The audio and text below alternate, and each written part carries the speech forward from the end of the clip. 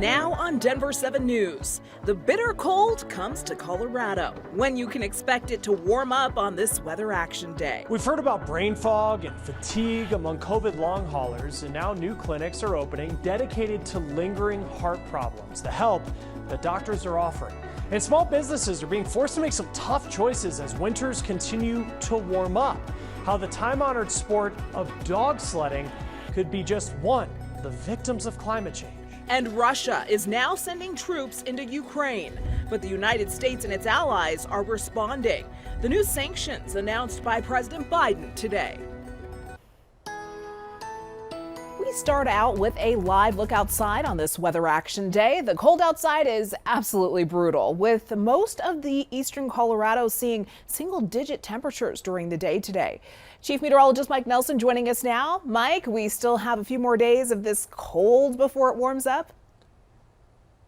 Oh, we are definitely in the icy grip of this Arctic air mass for a while, Jessica. This morning, Denver started out at 3 below zero. It was 4 below at Sterling. Now, the temperature's not nearly as cold over western Colorado, but we're going to stay in the deep freeze on the eastern plains for a while. 8 has been the high today, and that's a new record for the coldest high temperature ever on the 22nd of February, beating the old mark of 13 back in 1913. Add the wind in at 17 below and exposed skin out on the eastern plains at Sterling. So we have wind chill advisories across the east, but it's in the western part of the state that most of the snow has been falling, with the winter storm warnings, avalanche watches continuing there. However, there's been a little band of snow coming up from the south, gradually moving up toward the Denver metro area. We might see an inch or two of snow tonight, and another night of sub-zero temperatures are coming our way. Thank you, Mike. And while many of us are very lucky that we get to work inside in some heat, others like Denver 7's Russell Haythorne are out there in these single-digit temperatures. Russell joins us live now from central Denver. And Russell, you spoke to some workers who say their job doesn't stop because of the cold. Yeah, Jessica, the work goes on for many industries. It is definitely cold out here. The good news is, if we can say that, is that the wind hasn't been too bad today. So as long as you're layered up, it's really not terribly bad. We do have some video to show you from earlier. As we mentioned, in many industries, the work does go on.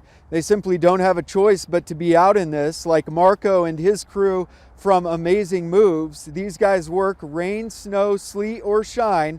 They're moving someone out of an apartment today, just as scheduled. Marco says, this is bad, but he's seen way worse. You don't even have a coat on. No, I mean, you stay warm, kind of like going back and forth. It's all right. It's not the worst. It's cold. Yeah, don't get me wrong. It's pretty cold, but you know, it's Denver. What are you gonna do? Marco is a tough guy. We've got some light snow out here right now, and light traffic as well. The traffic along I-25 right here, moving along just fine in both directions. I think many people took the opportunity to work from home today, Jessica, because it is not pleasant being outside. We're live tonight.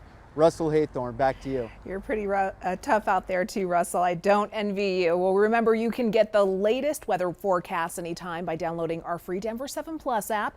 We have interactive radar, a 10-day forecast, and a 24/7 weather live stream. A home explosion in the middle of the night, rocking a Westminster neighborhood. Denver 7's Ivan Rodriguez joins us live from Westminster. Ivan, investigators just announced that they have found human remains. Heartbreaking news out of this Westminster community. Just a couple hours ago, the Westminster Police Department announced that a cadaver dog with South Metro Fire found possible human remains. The Adams County Coroner's Office will release the identity of that person once the family has been notified. The explosion happened around 2:30 Tuesday morning, and there was no fire following the explosion. This security camera video from nearby homes shows the force of the explosion. Some neighbors telling me picture frames hung on their walls were knocked off.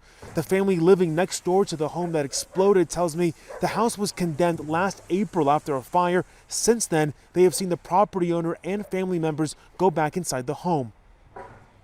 It's been burned out, boarded up, and it's had a inhospitable sign on the door. But the previous tenants were still, going in and out and living in there. Investigators say they're continuing to determine the cause of this explosion, which could take several weeks. Live in Westminster, Ivan Rodriguez, Denver 7. Ivan, thank you. President Biden is announcing tougher new sanctions against Russia today. The move is in response to President Putin recognizing two separatist regions of Ukraine as independent. The sanctions will target major banks and financial institutions in Russia. The EU, UK, and even Japan announced they will join the U.S. and impose similar sanctions.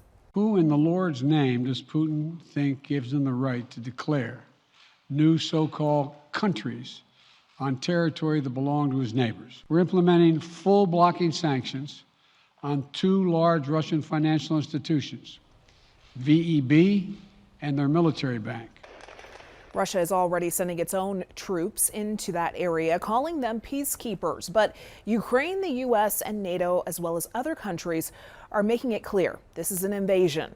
Putin also made a statement today questioning Ukraine's right to exist as an independent country.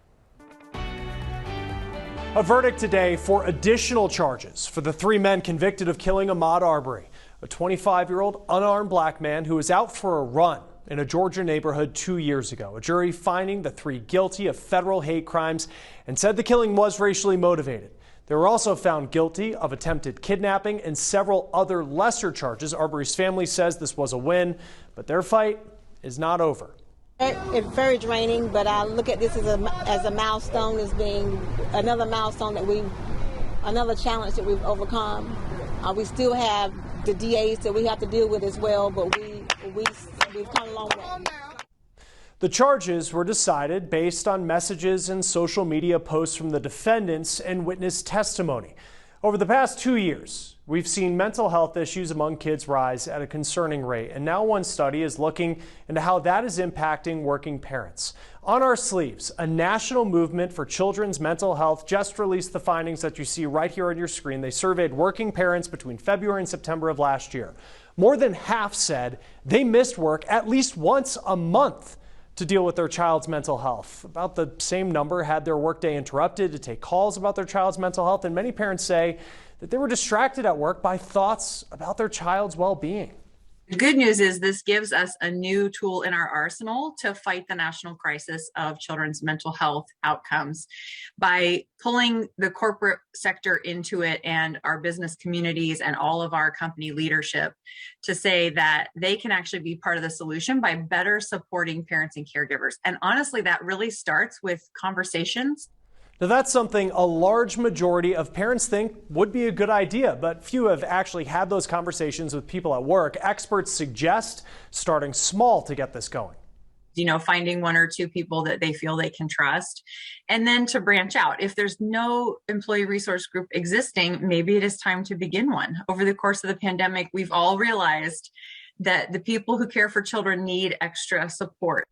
She says also be sure to check what benefits your company offers. There may be mental health resources for both you and your child, and that's something that younger parents say has swayed their decision about where they work.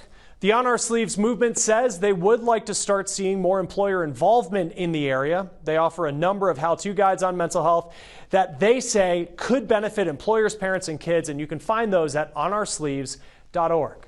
Now, making some extra money on the side has never been easier. The new platform that's connecting companies looking for people to work a few hours and get paid right away. And if you don't want to drive in weather like this, consider taking public transportation. How RTD is working to make sure everything still runs in the bitter cold.